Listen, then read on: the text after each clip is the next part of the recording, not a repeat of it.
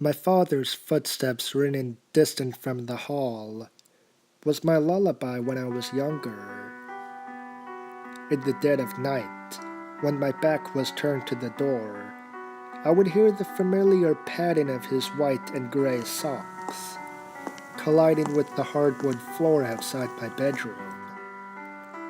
The door would open, and a thin cascade of golden light streaming from where he'd come would land across my bed.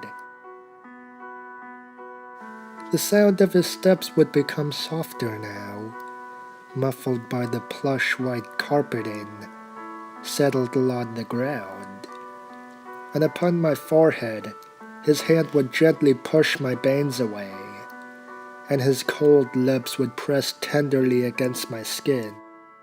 He had always had poor circulation, and in the hot summer evenings I spent holed up in my covers, it was rather nice to have his soft skin on mine, cold and forgiving. At times, I would turn my head to face him.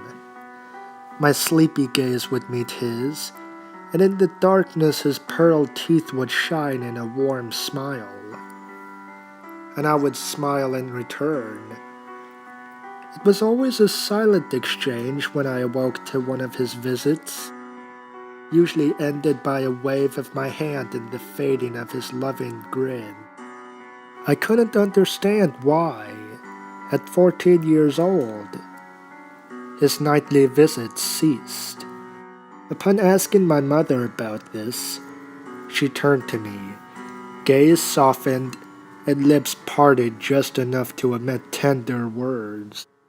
"Well," she stated softly, "as you get older, you see ghosts less and less."